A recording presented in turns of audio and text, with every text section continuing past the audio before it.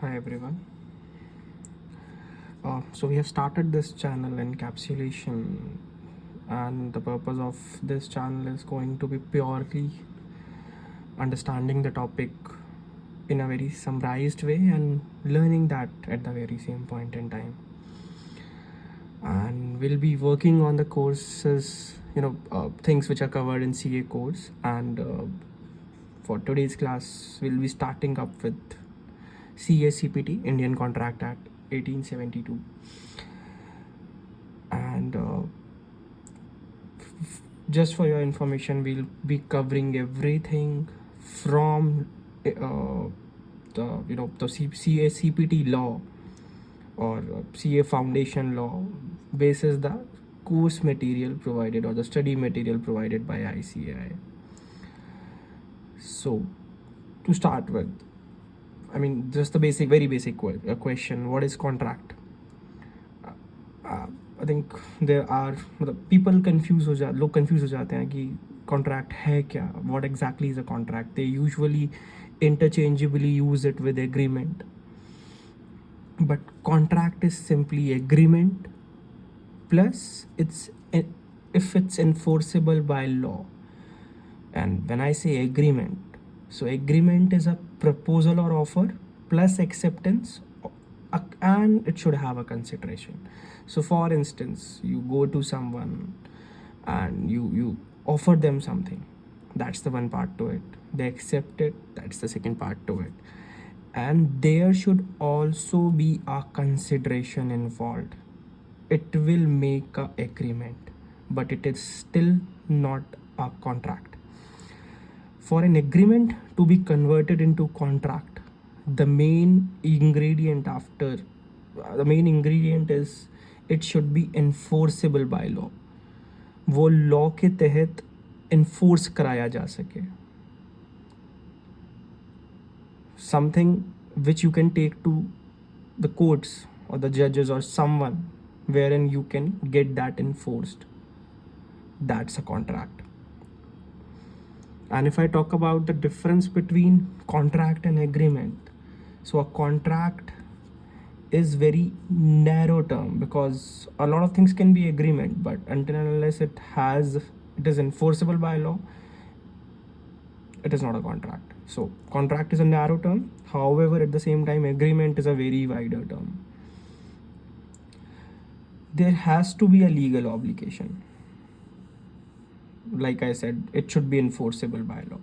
However, agreement may or may not be, because if it has, then it is converted into agreement. If not, it remains as an agreement. All contracts are agreement, but all agreements are not contract. So these are the three basic differences which someone can write as part of your exam. So मतलब अगर मैं बहुत आसान शब्दों में कहूँ तो contract मतलब you have to link it to your daily life. आप अपनी डेली लाइफ से इसको लिंक करोगे ना तो you don't have to learn anything. It's all there in your day to day life. Your CACPT law is in your daily life every day. Specifically this Indian contract act. आप जो भी कर रहे हो, जितना भी अपनी लाइफ में देखते हो ना, that is Indian contract act.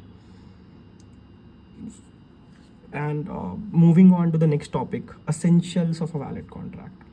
How do we know that ये कॉन्ट्रैक्ट वैलिड है या नहीं?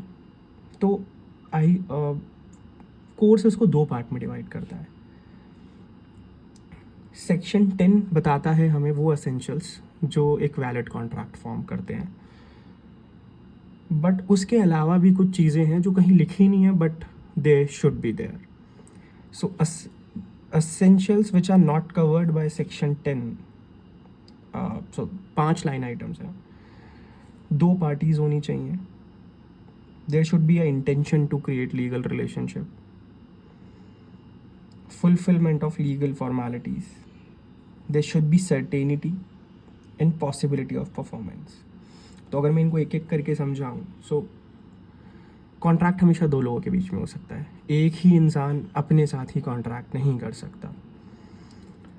To write at an exam there is a very important case law. So हम यहाँ केस लॉ भी कोशिश करेंगे अगर हम कवर कर सकते हैं द मेजर वंस, ताकि आप एग्ज़ाम में लिखोगे. So obviously it will help you in securing good marks. State of Gujarat versus Ramlal and company. तो यहाँ पे क्या हुआ, जब रामलाल एंड कंपनी बंद हुई तो इन्होंने, ये पार्टनरशिप फर्म थी, इन्होंने अपने एसेट्स को डिवाइड किया। और जब इन्होंने अपनी एसेट्स को डिवाइड किया तो सेल्स टैक्स ऑफिसर ने बोला कि मैं इस ट्रांजैक्शन को टैक्स करूँगा। बट कंसिडरिंग ये कंपनी ही बंद हो गई है या एक फर्म ही बंद हो गई है, तो कॉन्ट्रैक्ट तो पार्टनर्स का कॉन्ट्रैक्ट पार्टनर्स के साथ ही हुआ, क्योंकि वही बायर हुए और वही सेलर हुए। तो ideally the officer can not do that, he is not allowed to do that. Two parties are important to make a valid contract.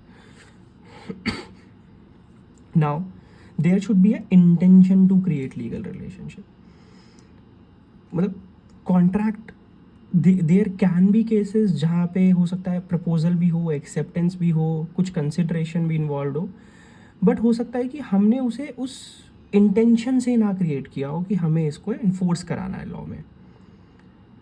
So for instance again a major case, Balfour versus Balfour. So यहाँ पे क्या हुआ, एक husband था, जब वो out of India, out of country जा रहा था to due to some work of his. तो जब वो जा रहा था तो उसने अपनी वाइफ को बोला कि जब तक मैं बाहर रहूँगा ना, मैं तुम्हें हर महीने इतने रुपए दिया करूँगा. बट समहाउ वो नहीं दे पाया आफ्टर सम टाइम. तो उसकी वाइफ ने केस किया of breach of contract. But ideally when the promise was made or the offer was made and it was accepted by his wife, वहाँ पे कोई इंटेंशन नहीं थी to create a legal relationship. या फिर अगर मैं बहुत सिंपल सा एग्जांपल दूँ, आप CA-CPT का भी पेपर देंगे एंड आपके फादर या मदर कहते हैं कि अगर आप ये कर लोगे तो हम आपको एक गिफ्ट देंगे. बट अगर वो नहीं देते हैं तो आप उन्हें कोर्ट में नहीं ले जा सकते स्टेटिंग कि मेरा कॉन्ट्रैक्ट ब्रीच हुआ है, क्योंकि कोई दैट्स अ सोशल एग्रीमेंट. वहाँ कोई इंटेंशन नहीं है उसको इन्फोर्स कराने की. फुलफिलमेंट ऑफ लीगल फॉर्मेलिटीज़, बहुत सारी जगह पे स्पेसिफिकली लिखा होता है कि ये कॉन्ट्रैक्ट हमें रिटन में चाहिए या ओरल में.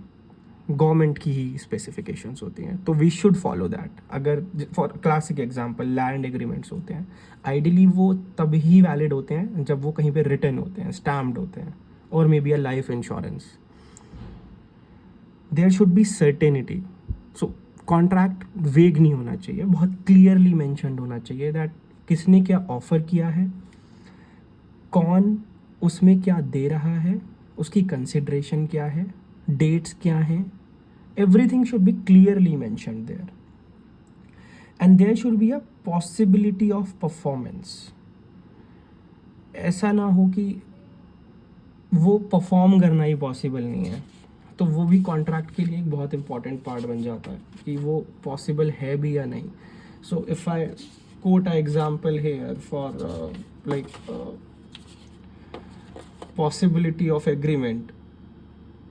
सो अब ए ने बी को बोला कि मैं एक जादू करूँगा और मैं एक खजाना ढूंढ दूंगा, तो ये एग्रीमेंट पॉसिबिलिटी ऑफ परफॉर्मेंस वाले क्लॉज में आके फेल हो जाएगा, या कॉन्ट्रैक्ट ही नहीं बन पाएगा, क्योंकि यहाँ पॉसिबिलिटी ऑफ परफॉर्मेंस नहीं है. ये सब बेकार की बातें हैं कि मैजिक से मैं ये कर सकता हूँ या something like that. So then comes that section 10, जो section 10 of Indian contract act है, जो एक्चुअल में हमें बताता है that what is covered as essentials. It should be there. So apart from those 5 line items which we covered previously, फिर ये 6 line items हैं जो स्पेसिफिकली कहता है ऑफर एंड एक्सेप्टेंस होना चाहिए. तो एग्रीमेंट होना चाहिए दो पार्टी के बीच में कि किसी ने ऑफर किया और दूसरे ने उसको एग्री किया. फ्री कॉन्सेंट होना चाहिए, एंड बाय फ्री कॉन्सेंट उसमें दो चीज़ें हैं, consensus ad idem and coercion. And when I say consensus ad idem, सो दोनों पार्टी सेम पेज पे होनी चाहिए. जिसने जो ऑफर किया है और जो एक्सेप्ट कर रहा है, दोनों की अंडरस्टैंडिंग उस प्रपोजल को लेके सेम होनी चाहिए. दूसरा, कोर्जन ना हो, वो किसी दबाव में ना कर रहा हो. ठीक है. कैपेसिटी होनी चाहिए उसकी. कैपेसिटी में 3 चीज़ें आती हैं, वो 18 साल से ऊपर होना चाहिए, साउंड माइंड होना चाहिए, और डिस्क्वालीफाइड ना हो स्पेसिफिकली. कंसिडरेशन होनी चाहिए, that is quid pro Q. ये वर्ड्स लिखने बहुत इंपॉर्टेंट हैं पेपर में. like consensus ad idem, quid pro quo. So quid pro quo is something in return. Consideration तो होना ही है, बट वो लॉफुल भी होना चाहिए. अब फॉर इंस्टेंस मैं एक एग्जांपल देता हूँ कि मैं तुम्हारा घर खरीद लूँगा अगर तुम मुझे इसके बदले में, और तुम बदले में मुझसे 2 किलो ड्रग्स ले लेना. So the consideration is not lawful, hence this agreement is again, this is not a contract. Expressly declared ना हो दैट इट इज़ नॉट, इसे कॉन्ट्रैक्ट नहीं बना सकते. एक्ट में कहीं भी जहाँ पे स्पेसिफिकली इम्प्लाइडली एक्सप्रेस किया हुआ होगा कि ये तो कॉन्ट्रैक्ट नहीं बन सकता, वो भी यहाँ पे कवर होगा.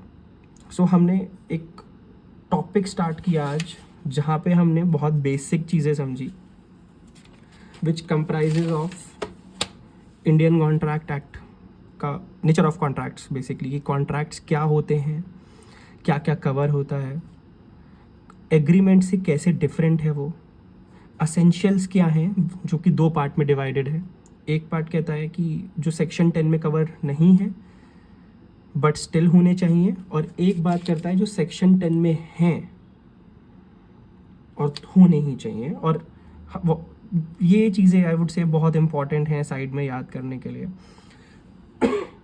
तो अगर मैं इसकी स्टोरी बिल्ड करूँ आपके लिए, तो ये सारी चीज़ें आपको ना, अगर मैं ये देखूँ तो आपको डे टू डे लाइफ में आप खुद देखिए. सपोज़ आप एक लैंड एग्रीमेंट करने जाते हैं, 2 पार्टीज़ होती हैं या ज़्यादा होती हैं. इंटेंशन है लीगल रिलेशनशिप क्रिएट करने का, क्योंकि अगर कुछ फ्रॉड होता है तो आप उसे कोर्ट लेके जा सकते हो. फुलफिलमेंट ऑफ लीगल फॉर्मेलिटीज़ भी हो रही हैं, क्योंकि लैंड एग्रीमेंट रिटर्न में होना चाहिए और वो आपने रिटर्न में ही कराया होगा. वहाँ पे सब कुछ बहुत क्लियरली लिखा होता है, जगह कहाँ पर है, कितने एरिया है उसका, एंड प्राइस क्या है, सब कुछ है. पॉसिबिलिटी ऑफ परफॉर्मेंस है, बहुत सिंपल सा एग्रीमेंट है, मैं पैसे दूंगा और ये लैंड मेरा हो जाएगा. यहाँ पे कुछ भी ऐसा नहीं है जो परफॉर्म ना किया जा सके. अगर मैं सेक्शन 10 वाली चीज़ों की बात करूँ, पहले कोई ऑफ़र करेगा लैंड और दूसरे ने एक्सेप्ट किया होगा. लैंड डील फ्री कंसेंट पे होनी चाहिए, किसी को डरा धमका के आप उसका लैंड नहीं खरीद सकते. कैपेसिटी होनी चाहिए. सो कैपेसिटी के केस में मैं ये बोलूँगा कि एक 18 साल से कम का इंसान शायद लैंड ले सकता है बट वो दे ही नहीं सकता, तो कैपेसिटी भी यहाँ कवर हो सकता है. कंसिडरेशन होनी चाहिए, लैंड फ्री में नहीं ट्रांसफ़र हो सकता, उसके अगेंस्ट कुछ पैसे होने चाहिए. लैंड के अगेंस्ट जो पैसे जाएंगे वो लॉफुल भी होने चाहिए. हम ऐसे ड्रग्स या कुछ के, मैं किसी का मर्डर कर दूंगा तुम मुझे अपना घर दे दो, that is also not possible. और लैंड खरीदना कहीं एक्सप्रेसली डिक्लेयर्ड भी नहीं है वॉइड. तो आप कोई भी एक ट्रांजैक्शन उठाओगे ना, एनी ट्रांजैक्शन,